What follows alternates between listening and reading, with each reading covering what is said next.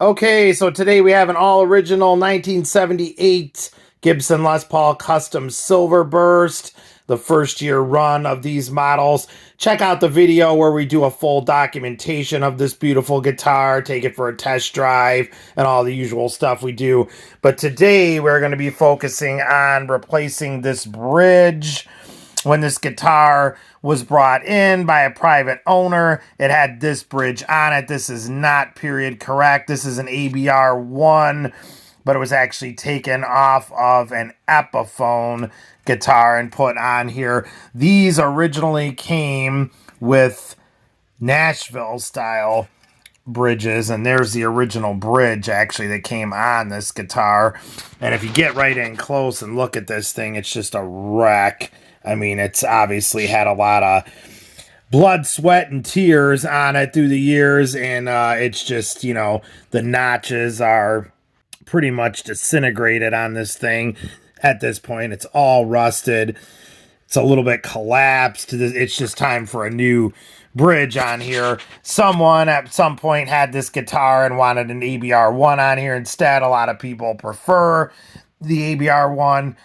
Overall, I guess I would say I do too, but I don't have a problem with the Nashville style bridge, and these are period correct to when these original runs came out. Again, this is a 1978, so it originally had this on it. This is the original bridge right here. So what we're going to do today is we're going to take a Gibson officially licensed genuine part here, and we have a Nashville style bridge in nickel that we are going to put on here and go through this whole process of putting a new one on here. So let's get started with that.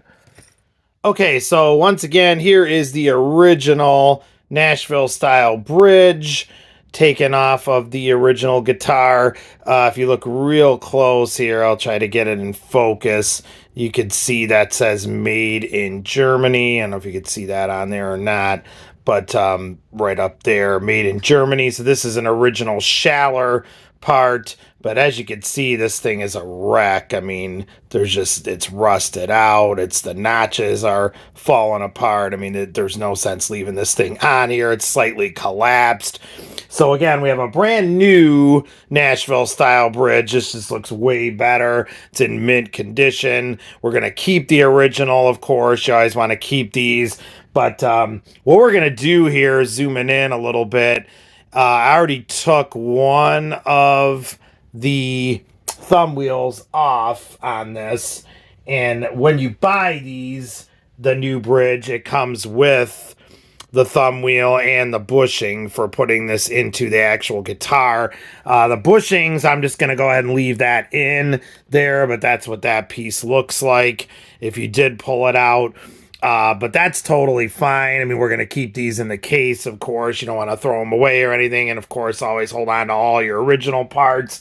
But I think I'm going to go ahead and use the new thumb wheel because it is just custom made for this bridge that it came with. It just sits on here really perfectly, and it's nice and snug, and it's not going to give us any problems. This is the old thumb wheel that I already removed, and I mean, truth be told, it fits just fine too onto the new bridge, and I guess most people would go that way, but you can see this is worn out and stuff as well, or aged I should say, and that's pretty cool compared to the new one. But this is the one it's meant for, and it was fitted to this bridge, and either one of these will work, but I'm just going to go ahead and use the new one. As long as we're pulling the old bridge off, we're just going to keep all the old pieces together, the thumb wheel and everything, but again, we are going to leave the original bushings in, so let's go ahead and swap that out now.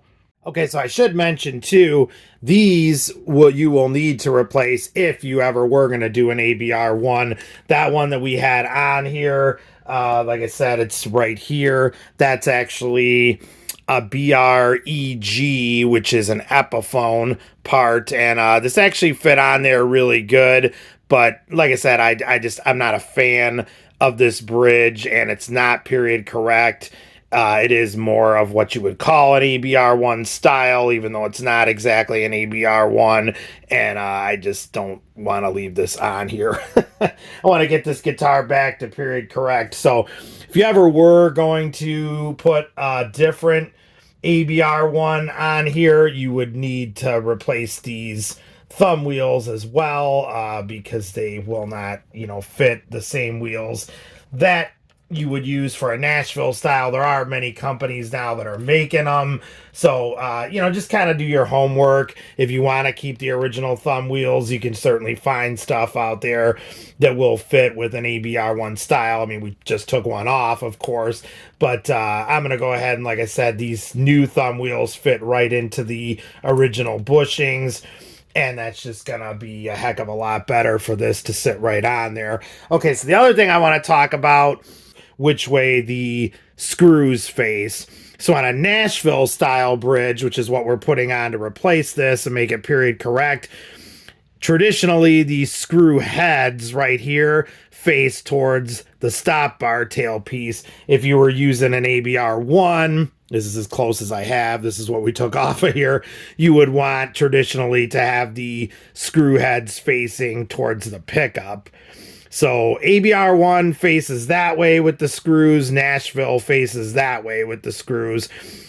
Truth be told, you can do it either way. I have seen these flipped on both ABR1s and Nashville styles, and as long as you can get it to intonate okay, you're fine. Okay, so the other thing I'd like to point out, these never come notched out. And the reason for that, we're going to point out more here in a minute. You don't want them notched out. That's part of what we're going to do today, because the string goes across the bridge differently on every guitar. It really depends on how the exact positioning of the stop bar is, how the strings are coming off of there, how they're going up over across the neck. That's all different. So when we put this on here, right over these thumb wheels, and that sits perfectly. These strings, might not, I could see right now, like this one's going to go quite a bit over this way versus like this one, and they're not going to sit quite the way you would want them to differently on each guitar. So you don't really ever want to get anything that's notched out, because this string could go a little bit more this way or this way. And if that notch is dead center, it might not be exactly what you're looking for. So what we're going to do is tighten these strings up and get these flush right across the top of here so we can see exactly where this is going to sit. So let's go ahead and do that. Okay, so we've tightened this up. What you want to do is just put on the strings. I usually use like an older set, or what I mean is something that's good, not worn out or broke, obviously. But like if you have the old strings on here, which is what's on here right now, that's perfect, because we're going to actually hit this and notch it into the saddles here. So the string's basically toast after you do that anyways. But as you can see, I've got this strung up, and that's exactly what you want to do. You want to string it up just like you would traditionally, everything into the nut slots and strung up. I go ahead and tune it up full pitch, just like you're close enough. Might not be exactly in tune, but it's pretty close. And if we get right in here, you can see these saddles are not notched still, but they're about to, and that's exactly how you determine where they're going to go. The natural tension pulling on the strings just takes it right across those saddles. You want to look for just a nice even spacing here coming out of the stop bar, and that's just perfect. So you can kind of see, like I was talking about before, let's say like on the G string, like right here, it's a little bit off to the bass side, not by much, but same thing on the B string. So if we went ahead and had a pre-notched bridge, I mean, it would still work, but you would have it going in here right in the middle, and then it would kind of angle back towards where it's coming out. You want it to be nice and straight like that. So that's why you don't ever want these notched, because you can't really say I could go ahead and throw this on a different guitar and the angle coming off where the stop bar is positioned in the body and stuff is going to call for a totally different spacing on that notch for that particular string. So all right, let's go ahead and proceed with this. And this is exactly what Gibson does at their factory. I've talked to many people about this to get these started. So let's go ahead and get the notches started on these saddles here on this brand new bridge, Nashville style. Okay, so the first thing we're going to do is go ahead and hit this with a wooden mallet. I know this seems a little bit crazy, but if you do your research on this, you'll find this to be true. This is exactly what they've always done at Gibson. I talked to a lot of people I know at 90s Gibson, they did this, and I'm assuming they still do. We're just going to go ahead and hit this string, which is why I say basically the strings are trashed, and that basically notches into the saddle. I don't like to get super crazy with this. I have seen some people that just, you know, go gangbusters on this, and two things will happen. Either you start to collapse the bridge, which you big time don't want, or you're going to go too far into the saddle and it's going to sit there. You don't really, it's going to sit too far in the saddle. I didn't finish my sentence. You don't really need this to, I mean, this is basically working right now. Now, do we want to leave it this way? Of course not. We want notches here. But if you ever look at notches on a bridge, ABR 1 or Nashville style, they're not really that crazy. They get worn in. Maybe on some of the older ones they are. But if you look at a brand new guitar with a bridge on it, the notches are very, very light. As long as it's enough to hold that string in place, you're good. You don't want to get crazy. So what you want to do is just give this a good solid tap. And that's good. Tap that one, tap that one, tap that one. And that should notch your bridge in enough. Let's take a look at this and see what they look like. Okay, so let's take a look at what we've got here. Looking at that right there, I'm trying to zoom in. You can see that left a notch right there.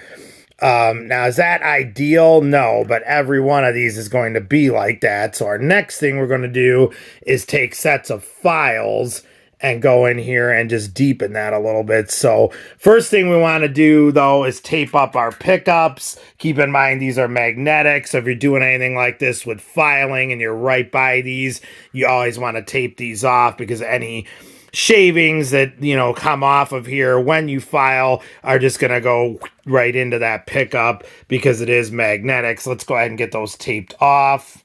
Okay, so our next step we're going to do here, we've got some files. I would recommend Stewart MacDonald, stewmac.com, sells all of these files you can get. And don't worry about being exactly what the gauge you want to use. I've got a .042, which is what I use for my low E on electric guitars. But I mean, if you're using a 46 or anything, the string's going to naturally edge out and wear in that saddle anyways the more you play. So for the first time around, just getting it going with anything that's a low E is fine. So this is perfect for pretty much any gauge. What we're going to do here, we're going to pull this aside and we can automatically see that little notch we got from rapping on it there with the hammer, and you can feel the file just sits right in there. And I just want to kind of give it a little bit more to kind of get that going down in there. And then you can basically feel when you go over it, you don't really want the string to sit super far down in the saddle. I always bring a flashlight here so I can see exactly what I'm doing. And let's file that a little bit more here to stay nice and straight on there. If there's one thing that's important with this, it's keeping it straight and just going slow. You can always, you know, file more, but if you go too deep, you know, you're not going to want to, or be able to come back out, I should say. So if I tune this back up, we can kind of see, I'm going to say that's good because that's not moving at all. And that's about where we want. Okay, so that one's good to go. And like I said, the more you do this, use this, I should say, and play, it's just going to wear that in more and more. Okay, so this is a 32. We're using a different file now. This would be for like an A string, or it is for an A string. We're right in the saddle. Again, we're just going to go in there nice and slow. Kind of blow that out. See how this sits after we've notched it a little more. I would say that's fine. Let's tune this up. Yep, that is good to go. And what I usually do is kind of move them, make sure that right up there, it's not gonna, in case you're doing any bending or anything, you can see that's not gonna move at all. So we are good to go. Okay, so for our fourth, we're using a .024, which, is good for your D string. Get right on there again. Just make sure everything's lined up. Again, you want to go nice and slow. We're not in a rush here. And just kind of notch out that saddle a little more than it was. Blow it out. Again, that's why we have our pickup taped, so that none of the extra shavings go flying into the magnetic pickup. And then just kind of pop your string back in there, see how it feels. Believe that will do the job. Let's tune that one up. Yep, that is good to go. Okay, so for our third, we are using a .016, which is, what I currently use for my G string. And we just want to, again, get right on there, keep it nice and steady and straight. Notch that out. See how it fits. Yep. You don't want to go, like I said, crazy. Take your time. Do that with any time you're doing any kind of thing like this. I know you want to rush and play the guitar and try it out, but if you cut these too deep, you basically have trashed the bridge. You have to start over, and these are not really cheap, so take your time. You can always cut more, or file more, I should say, out, but if you go too deep, you're basically screwed. You can't put that back, so just take your time. Yeah, that's pretty good. Moving it, it stays right in the notch. I have seen some of these where, when you're doing extreme bending and stuff up here, or really hitting it hard with a pick, it'll pull it out of the saddle. So that's, of course, a sign you want to go a little bit deeper. But that's no big deal. Again, you can always do that. If you go too deep and you're getting a lot of buzz and whatnot out of here, that you're basically done. You need to start over, so you don't want that either. Okay, so for B, we're using a .010 file. Most luthiers agree. You can almost even get away with using this on a G string. You just kind of got to work with it a little more. Once you get this far down on the treble strings, you're pretty much good to go with, whatever files you're choosing to use here. So let's go ahead and get right in here on this notch. Notch this out a little bit. I'm thinking this, sometimes when you hit them, it's almost enough. Let's kind of see what we got going on here. So that's our notch. Thinking that'll, yeah, that is not moving. That is fine. What you kind of want to do when you run your hand over the top and even just looking at them, you should see most of the string. If you look at a brand new Gibson or any guitar with a two-pneumatic bridge or a Nashville style ABR1 or otherwise, you'll see most of the string sits above on top of the saddle. It's not down in the notch very far. Maybe an older guitar that's worn in, and that's fine unless it gets to the point where you're having buzzing and whatnot, but that'll do. You can kind of just feel the total string on the top here. Nothing's way down in. That's really nice. All right, so we have one more. Let's check out that high E. Okay, so for the high E, again, we're using the .010 file. That's notched out already pretty good as well. I got the file right there. I can feel it. I'm just going to give it a little, because again, we can always come back, put that right down in there, and I'm thinking that's probably good.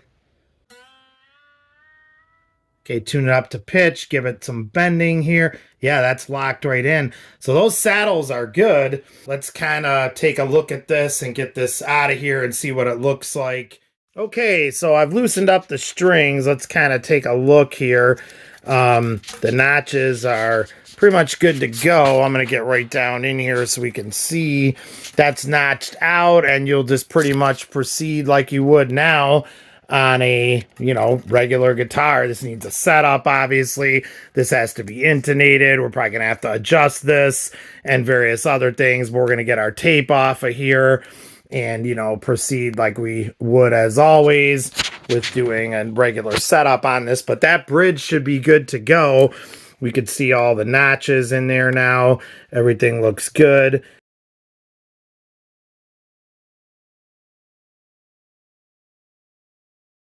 Those notches look good, and we're just going to proceed and give this thing a setup. That's definitely going to be period correct. And like we said, now with the new thumb wheels on here, so we don't have to worry about them maybe getting a little bit harder to turn as they age or whatnot. So we've still got all the originals right here. We're just going to keep those thumb wheels and that bridge right in this bag. It's going to live in the case for the rest of its life. Always, always, always keep all of your parts. I'm kind of a fanatic. I keep everything. I'm going to go ahead and throw this tag that came with the new bridge in the case as well. Why not? Keep everything. Be a fanatic about it. Trust me, years down the road, whoever ends up with your guitar, because they outlive all of us if they're taken care of, will appreciate this. So hold on to everything. But there you go. That is notched out and ready to be set up. So that is the brand new Nashville style 2-pneumatic bridge on this Les Paul Custom Silverburst, and this is going to play a lot better. Like I said, make sure you check out the demo of this guitar too when we have everything fully done and ready to go.